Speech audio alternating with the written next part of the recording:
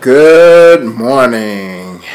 My name is Roderick Horton, and I just wanted to do a brief video about a low cost of entry solution for video podcasters. Now, I have several pieces of inexpensive gear that individually won't break the bank, but once you start buying all the pieces to put your recording studio together, it can get quite expensive. For example, I have the Tascam Mixcast 4, and this is the Deck Saver cover for the Tascam Mixcast 4. I purchased it when I purchased my Mixcast 4, and here is the Roland AV mixer. The model number is VR3EX. Basically, it takes audio and video and allow you to switch between the video sources while maintaining a good sync with audio. Again, the Roland VR3EX is a good unit. Let's give it a hand clap. So you can see that the Tascam Mixcast 4 is in full effect. How about a hand clap for the Tascam Mixcast 4? So basically what you're doing is you're taking your podcast to a more professional level when you start investing in gear similar to what I have. The Tascam Mixcast 4 should be a first purchase consideration for anybody that's considering entering the podcast foray. The reason why I say this is you can get the Tascam Mixcast 4 and start doing your audio productions for an audio only podcast. And then as you grow your listening base or listener base, you can start investing in video components. I know a person that uses Tascam Mixcast 4 along with a Logitech C920 webcam, and they use capture software that will allow them to capture both the video and the software and the audio in the software. As you can see, my components were carefully selected. That's my kitty cat jingling around. She's my emotional support animal. She's good company, except for when the dog gets after her, which is a support animal, service support animal. She finds hiding spots that are pretty much different than a spot she may have chosen the day before, so I have to search throughout the house to find her. Now you're thinking 3-bedroom, 1-bath house or whatever, not too large or whatever. Well, cats can find crazy places to hide, and enough of that. I spent 2 hours looking for her this morning. I finally found her. She was tucked between the couch and an end table, and she had crouched real low so the dog couldn't get her, and I couldn't see her. Then I just happened to glance over there. I thought I heard her bell jingle like a few minutes ago, and it was her. And the dog won't bite her or anything like that. She just likes to chase after my cat. Now, if the cat and the dog are in an area where the cat is cornered, the dog won't bother her. My dog's name is Waffles, and the cat's name is Kitty Cat. I have ID cards for both of them. Paperwork and everything. I've got to write the company that certified them and get paperwork for them, but I still have their ID cards or whatever. I was in the process of moving, and a lot of times when you move, you can't find stuff. For example, I couldn't find the Tascam MixCash 4. And I was like, well, maybe somebody stole it. So I ordered another one. And 2.5 hours after the second Tascam MixCash 4 shipped, I found this one. Yeah, yay for me. But imagine a scenario where you have your introduction to your podcast queued up in the sound pads of the MixCash 4, and then you have a couple of sound bites that are could be anything from a public service announcement or a commercial or an advertisement for a nonprofit or a sponsor, a paid sponsorship or whatever. Or you can just have witty sayings and stuff going on in the background. When you make a point, you can say, well, I think Fruit Loops is the best thing since sliced bread. Go figure.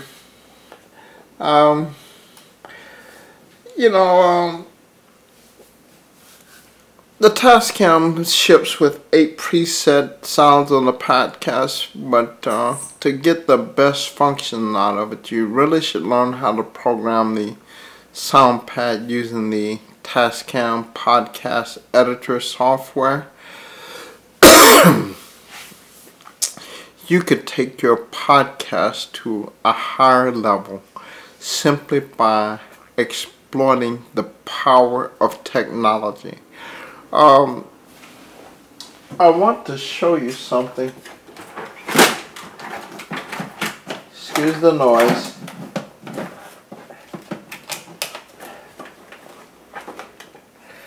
But this is an audiobook from the 90s.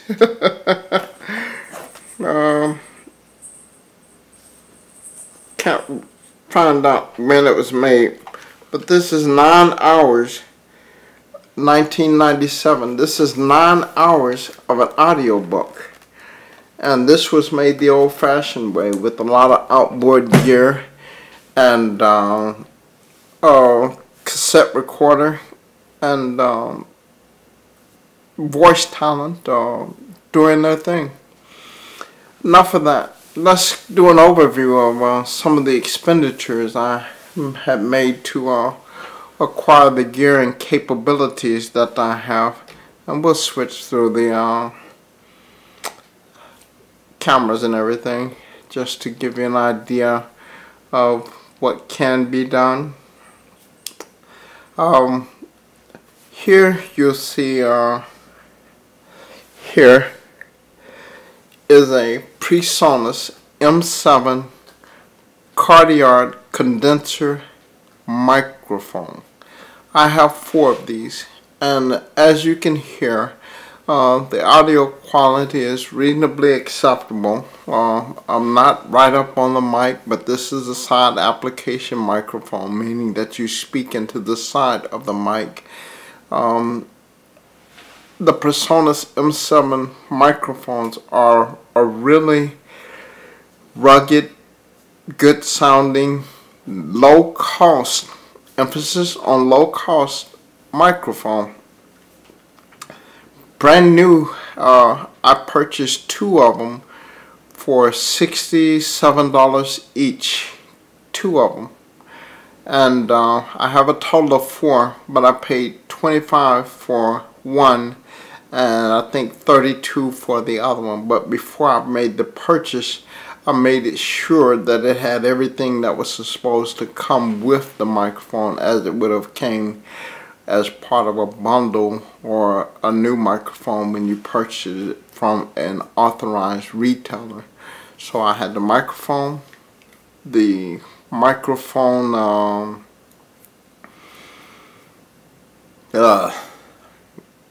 adapter to connect it to a stand or whatever, and then I had the bag, and a couple of them came with the blue PreSonus XLR cables or whatever. But that's enough about that. Here you can see the Roland VR3EX, and then when I switch to over here, you can see the Tascam MixCash 4. Now there are a couple of other things going on in the background that you can see, but those things are irrelevant. They're not the focus of this video. The focus of this video is to show you that the cost of entry, if you make planned purchases, can be reasonable for podcasts.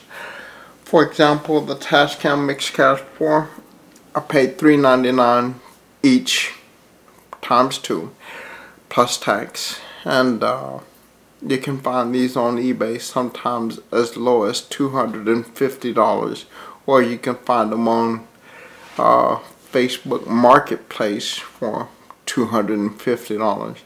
But when you buy one of these, make sure that it works, and make sure that you test all 4 of the microphone input channels, and you test all 4 of the headphone output jacks, and you test the line out or the audio out for the mains or whatever. Now you're asking some question like, how do I have this thing hooked up and getting video and audio synced all together? Well, my primary audio input is the Tascam MixCash 4. All 4 of the PreSonus M7 microphones go into the Tascam MixCash 4, and out of the back of the Tascam MixCash 4 are 2 monitors or main outs or whatever, and they are piped into channels 1 and 2 of the Roland VR3EX with a 1/4 inch plug mono audio cable. When you're setting things up, you just have to have an idea of what it is you're trying to accomplish and how to go about setting things up. But let's get back to the prices. Tascam MixCash 4, $250 on the low end, $250 slightly abused, $399 new. The Roland VR3EX, the prices swing wildly on eBay, but I got mine for $400 plus a few dollars for shipping, and after taxes and everything, I think it was $453.52, $452.52 or whatever. Again, the microphones were $67 for the 2 new ones, $25 and $32 for the other 2 used ones, but they work great.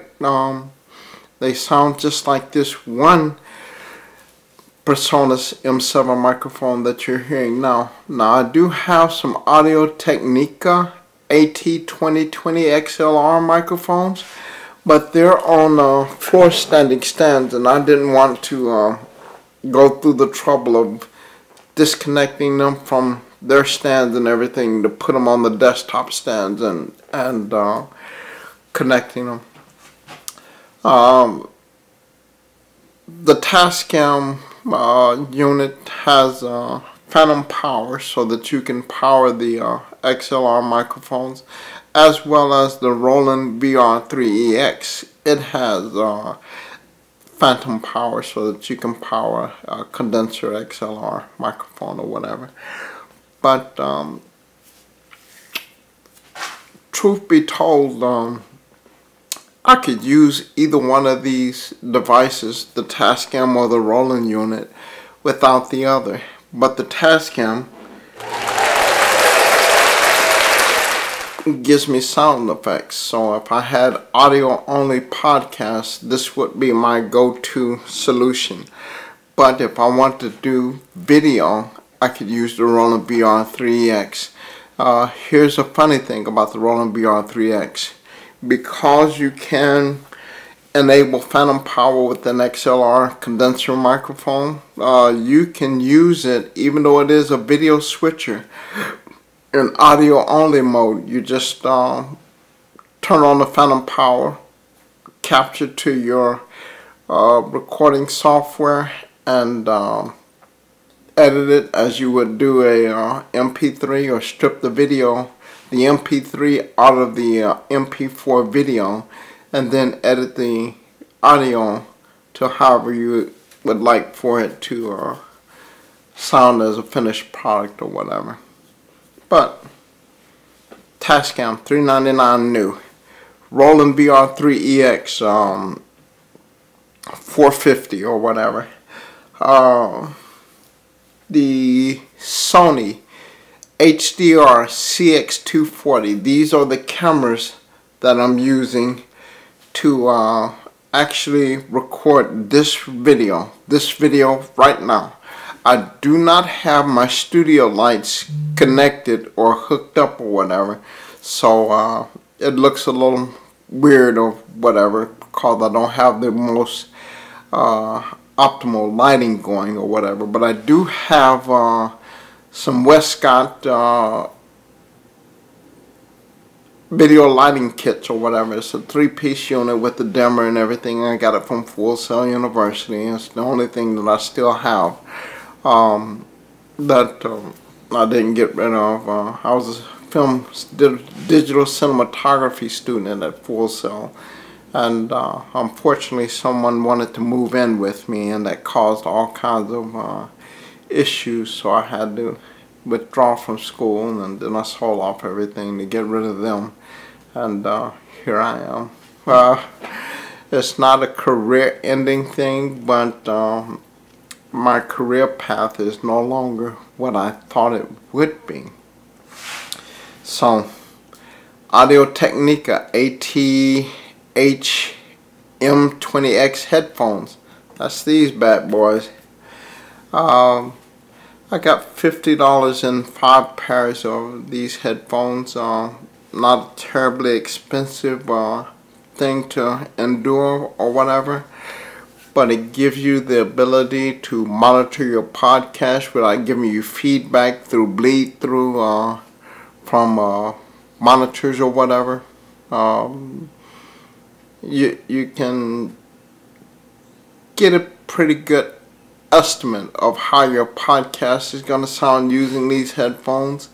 Don't get hung up on spending hundreds of dollars for a pair of headphones when you're monitoring your podcast or whatever.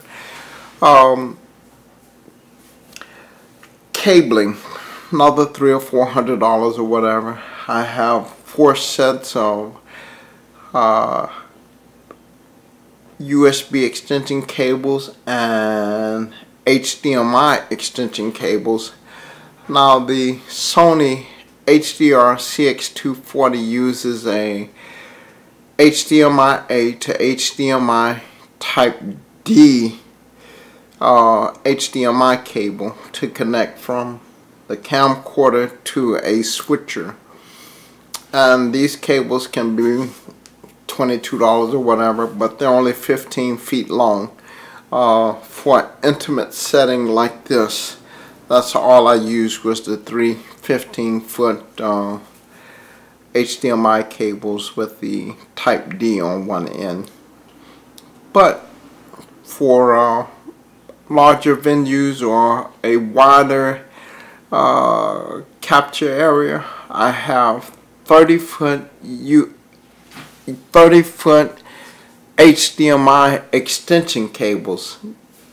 No, extension cables. You don't want to use the adapters or whatever, the couplers. Too many issues with those, and I found out just go ahead and buy the 30-foot HDMI extension cable. Now I have 20-foot USB extension cables, and they provide power to the Sony HDR CX240 camera so that I can record longer than the 30 minutes that the batteries would last on board. Overall, I'm satisfied with my ability to produce a basic podcast, but again, I'm not trying to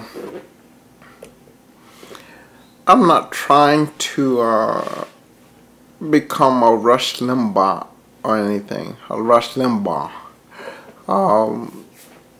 You know, this was a guy that made millions of dollars, maybe even billions, who knows. But you got some heavy hitters out there that once they get their format down and their premise or their talking themes down or whatever, they work their magic. And that's what you should consider before you buy one piece of gear for any podcast that you're considering doing. Do you buy legal pads and good pens to take notes first? Yes. You watch other videos, you watch other podcasts, listen to other podcasts to consider the area that you want to specialize in. Now, one of the reasons why I have the PreSonus M7 microphones is because I bought a PreSonus producer's recording bundle from an online retailer, and it was $2.99. It came with the MIDI controller, the single PreSonus M7 microphone, a PreSonus Audio Box i2 interface, and no headphones, tons of software and everything, and it's basically for people that are trying to become the next Justin Bieber, or how about Taylor Swift or Beyonce. They set up their little home recording studios and go all out. Well, I had a podcast in mind, and this was the cheapest way to get the equipment that I wanted to do all the things that I wanted to do. So I ordered the PreSonus Producer's Recording Bundle for $2.99, and I paid $52.56 for 6 months from Zounds, and that's paid off now. I bought a couple other things. I'm paying monthly on those, so don't worry. I have a decent income. It's well above what some people make for a podcast, so I can pay for everything and be fine with them. But zzOUNDS.com, www.zzOUNDS.com. You don't need good credit. You just need a valid debit card or a valid credit card, and they will ship you the items immediately.